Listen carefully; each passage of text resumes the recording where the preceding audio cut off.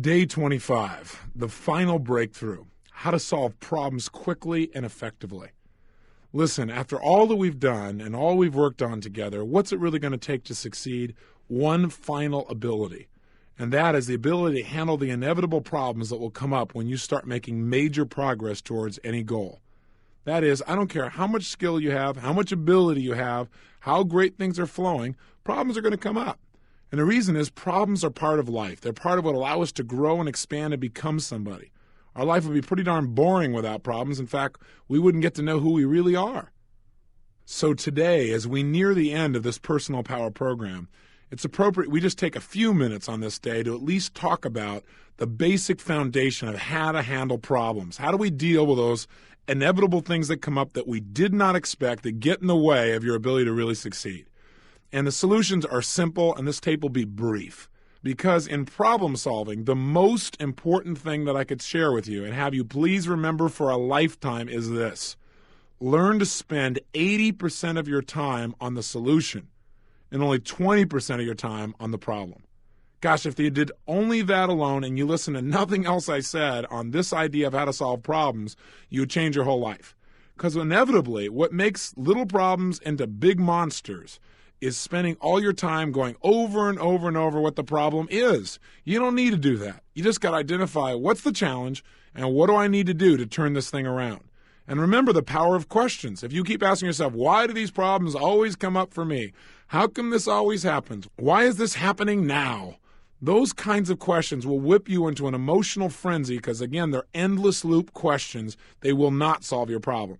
Problem solving comes by controlling your focus, expecting an answer, knowing what you want in terms of change, trying something, noticing whether it works or not, and simply changing your approach until you get the result that you want. That's all you got to do to solve problems. Now, it's true we've come full circle. In the first tape, we talked about this ultimate success formula, and we talked about that you could speed up the process of getting what you want, including solving problems, simply by using role models. Hey, if I've got a problem, the first thing I try to do is ask myself, how can I turn this around? What's the quickest way I can turn this around? What's the fastest way I can turn this around and maybe even have fun doing it? Or how can I learn from this while I quickly turn it around and have fun during the process? Remember, your brain can answer any challenge, any problem, if you just ask an effective question of yourself. And where your resources are not enough, there are plenty of people that have already gone through whatever problem you're going through who can give you solutions if you'll just model them. In other words, human experience, even though we're unique, the challenges that we experience in our lives, in relationships, in business, in friendships, in parenting, in economics, and in managing our physical body, those problems are common. And the solutions are also common. So finding a role model is a way to speed up the process of solving problems, finding out from them what they did, doing the same things, getting the same kinds of solutions. The thing that stops most people from being able to handle their problems is an emotional state known as overwhelm. If you get yourself in a state of overwhelm, then what's going to happen is your inherent ability to deal with virtually any problem gets squashed. So how do we stay out of overwhelm? Answer, learn to do two things.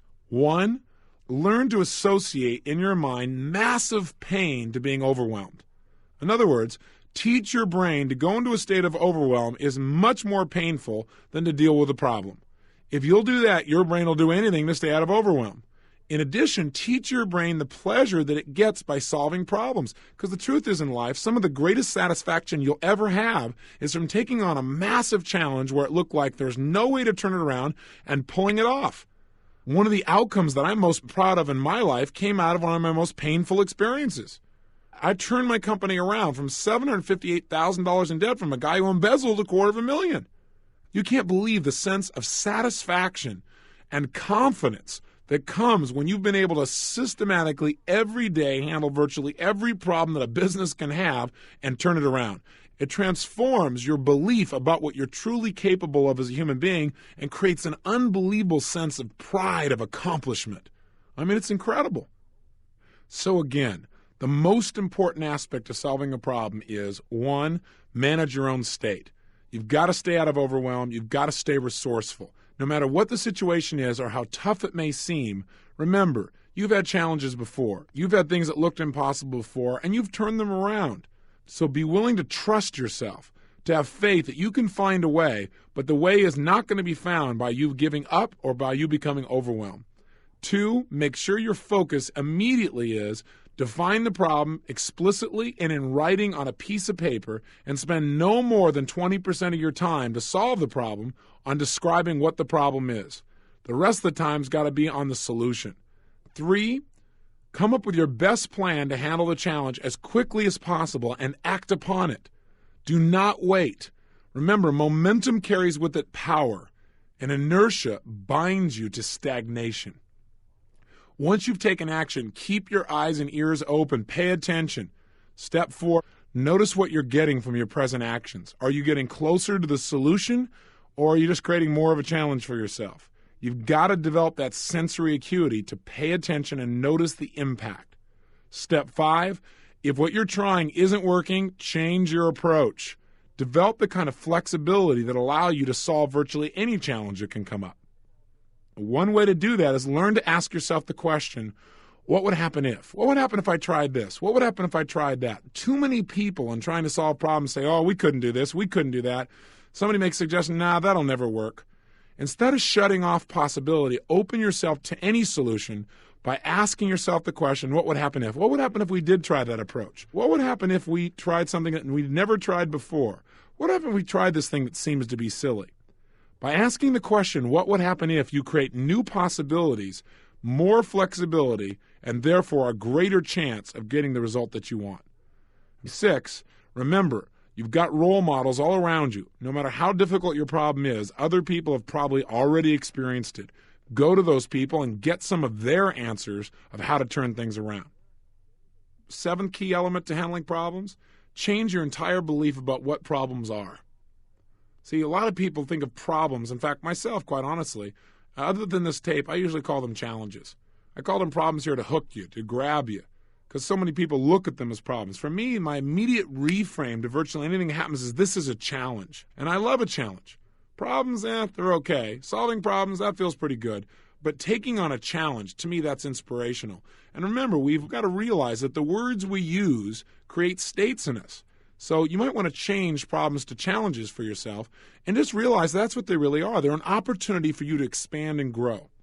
I have to tell you that in my life, I'd heard people growing up say things at times like, well, you know, this challenge will really help you to grow. And I thought, yeah, sure, big deal. But in reality, as I look at the most difficult situations in my life, the biggest quote-unquote problems, the biggest challenges have caused me to grow the most. Out of necessity, they have helped me to create the level of skill and ability that have shaped my life well beyond anything that I would have dreamed of before. In fact, a friend shared with me years ago a metaphor about problems that really changed my view of them, so that they weren't something to avoid, but rather than something to take advantage of when they came up. He took out a piece of paper one time and drew a little tiny X in the middle of it. And he said, this is you. This is you as a being. And then he drew a circle around it. He said, you see this circle? And it took up maybe a third of the page. I said, yeah. He said, this represents your influence. He said, anything that fits within this circle represents the things that you can easily handle in your life. Things like maybe balancing your checkbook, managing some of the people in your office, getting yourself to follow through on simple tasks. He said, now, take a look at this. Everything outside the circle represents all of the things that you have not learned to master yet, the things that aren't within your range of comfort to be able to deal with. He said, and for some people, maybe for you, balancing your checkbook is actually outside your circle. He said, but here's the bottom line. He said, what happens in life is you're just floating along, and all of a sudden, just outside your circle here, just slightly outside, maybe an inch out, whammo, comes in one of these big giant X's called a problem. And he said, what happens is it smacks the side of your circle and wakes you up a little bit. And your brain says, I got to go deal with this. So you rush out to the edge of that circle to deal with this quote-unquote problem, but then you hit the edge of your circle. You hit your outer limits, the limits of your comfort zone. And he said, what happens is most people retreat. It's pretty uncomfortable being out on the edge like that. So they smack against their own barriers and they come right back inside again. And they try and pretend that it's not there. But the problem is, if you leave that problem out there, you know what happens? Within a very short period of time, on the other side of your circle, bam, there's another one of those problems. Maybe not the exact same thing, but one of a similar type and quality. Have you ever noticed that? It's like if you don't handle one, all of a sudden another one pops up. And sure enough, what happens? You run out to the edge of the circle, you hit the edge of your present ability or your present comfort level, and you get a little scared and you pull back. What happens? You still haven't handled that problem, so whammo, another edge of your circle, there's another one that shows up.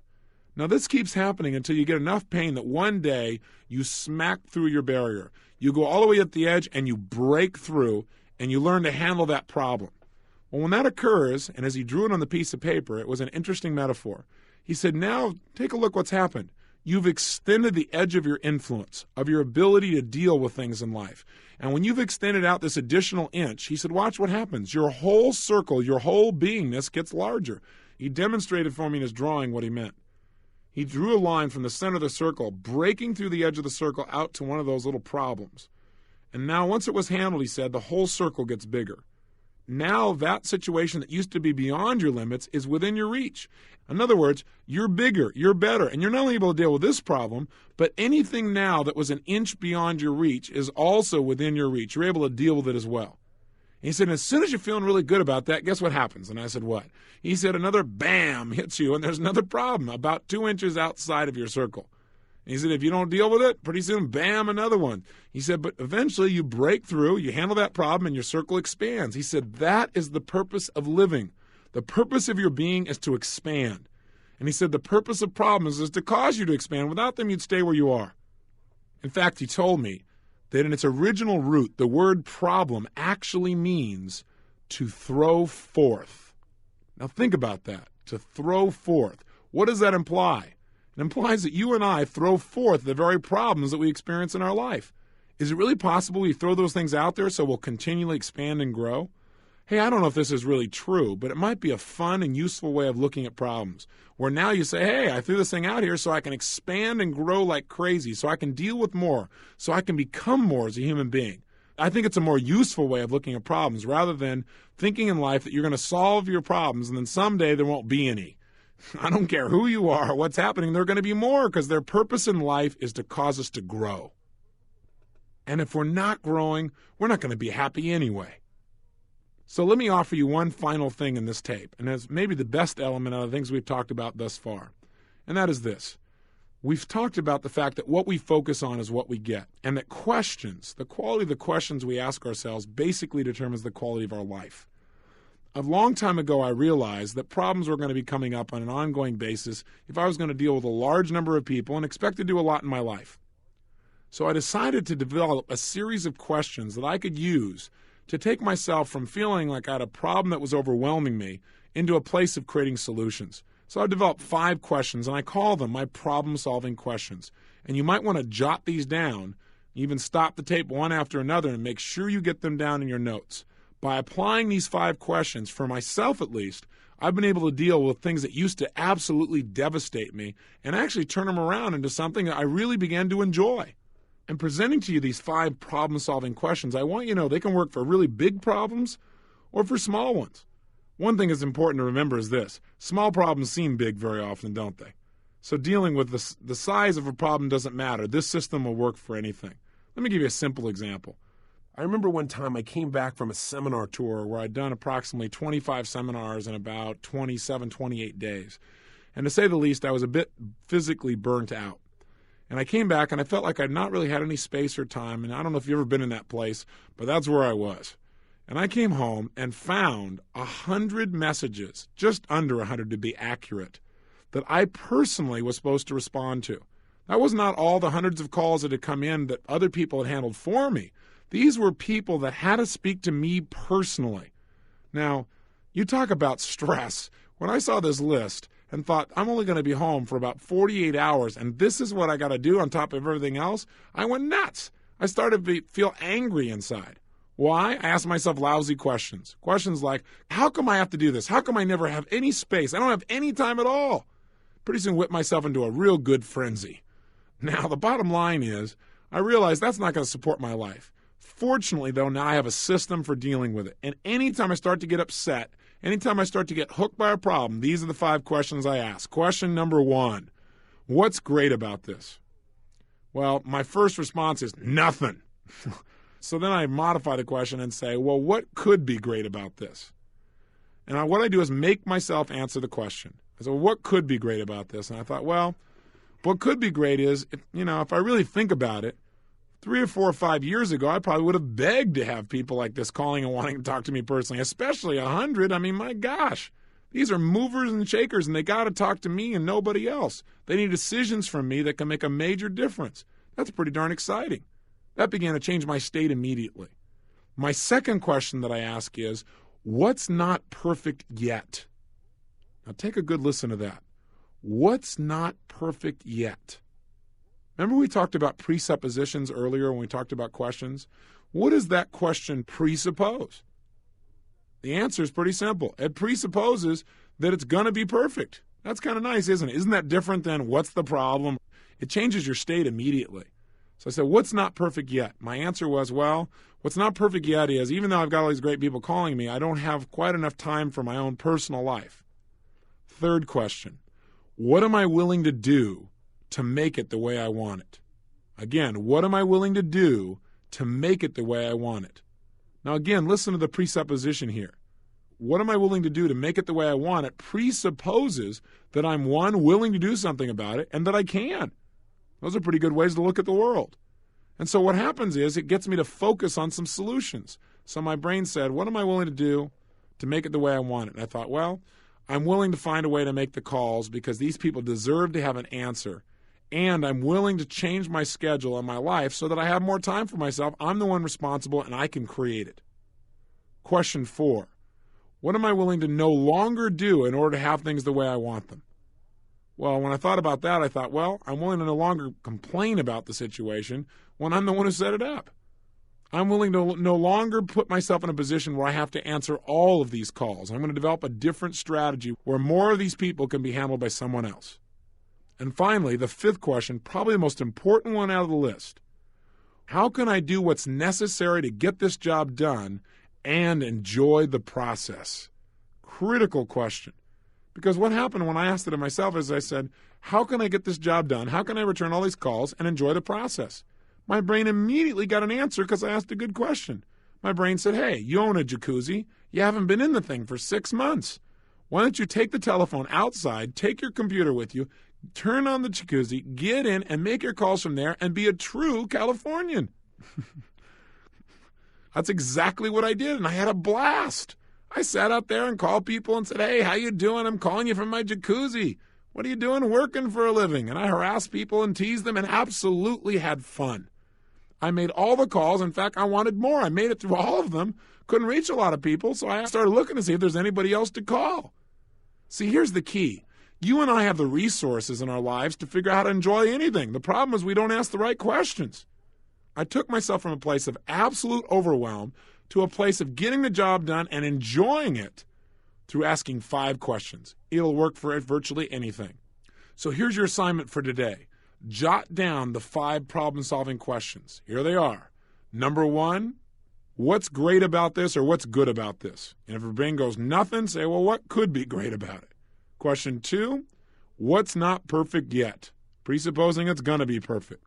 Question 3, what am I willing to do to make it the way I want it? Question 4, what am I willing to no longer do in order to make things the way I want them? And question number 5, how can I do what's necessary to get this job done and enjoy the process? Write down these 5 questions. You can play back the tape if you didn't get them down. And then what I want you to do is very simple. I want you to pull a problem out of your life, something that's a challenge right now. And I want you to run yourself through these 5 questions and write down the answers. Don't just answer them verbally. I think what you'll find by the end is you'll not only have solved your problem, but you may have created a new opportunity for a lot more fun. Play with your problems, enjoy them, and grow from them. I look forward to being with you again tomorrow. Till then, live with passion.